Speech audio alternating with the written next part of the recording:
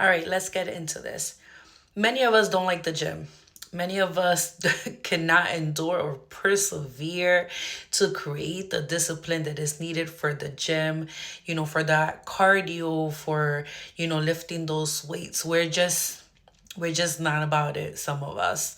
Some of us have tried, then we fall off, then we try again, then we fall off. And it brought me to what I was reading today regarding long suffering. You know, everybody, I think I can speak on behalf of everyone I know, does not like to suffer, yet to suffer for so long.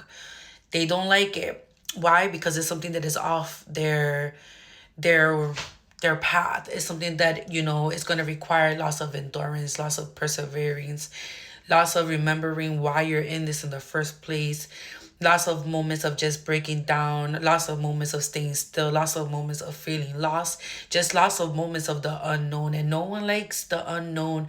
No one likes to walk anywhere where, they cannot have strict directions towards where, because there is no direction. It's day by day. Now, let's bring it in a little bit in the spiritual side. Sometimes during long suffering, it's even harder because many of us don't feel God. Or we feel God, but we're not acknowledging how he is acting in that long suffering. Is he there but being still, waiting for you to invite him? Is he there? You just have not acknowledged him. Is he there, but he is not speaking? So you're understanding that as he's not present. Or has he made himself known and is walking literally next to you every step during your process? Either way, I know we still don't like it. I know if we can sprint our way to end that process, we would. But like I've said it so many times, in the book reminded me again the importance of trusting the process, the importance of embracing the process.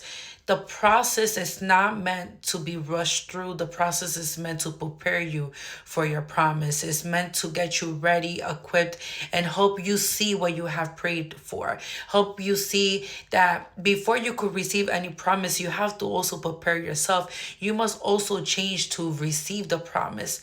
It's not just about your situation changing, your circumstances, the people that surround you. Are you ready? You yourself, the one that has been praying, the one that has been fasting, are you ready for what you have prayed for? Are you ready to receive the promise? There is no promise ever out here that is not going to require us to suffer to some extent. And I always use the example of pregnancy because it's the best one that I can think of. Every woman that I know that has tried to conceive, is a long journey, but when we get there, guess what? We're in there for another 9 months. And during those 9 months, although in social media we put it all out there, pretty pictures of every belly, and our baby is the size of a carrot or a squash or whatever, we're failing to see that the Lord is preparing our womb, is preparing us in every way, physically and spiritually, mentally, to receive a promise by the end of this pregnancy.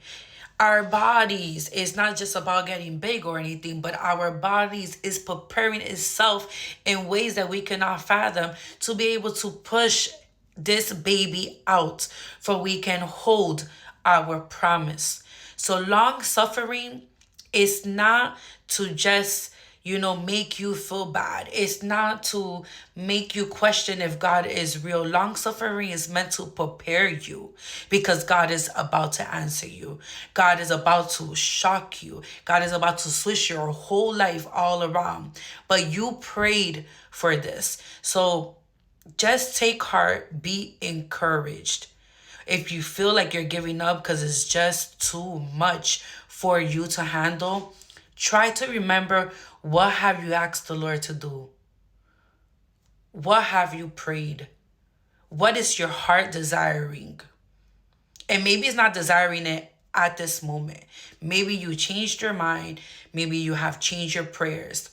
But in that moment, just like Hannah from the Bible in 1 Samuel, in that moment, when you had your Hannah moment, and you cried and you begged and you just threw yourself on the floor in the presence of the Lord and you asked him for all those desires that you once forgot, trust me, it reached him. And just because he didn't respond in that moment did not mean that he was not going to answer it. He's going to answer it. But you must endure this part of it. The suffering is going to end. You're going to receive your promise. So whatever you need to do to hold on just a little bit more, hold on just a little bit more, just a little bit more.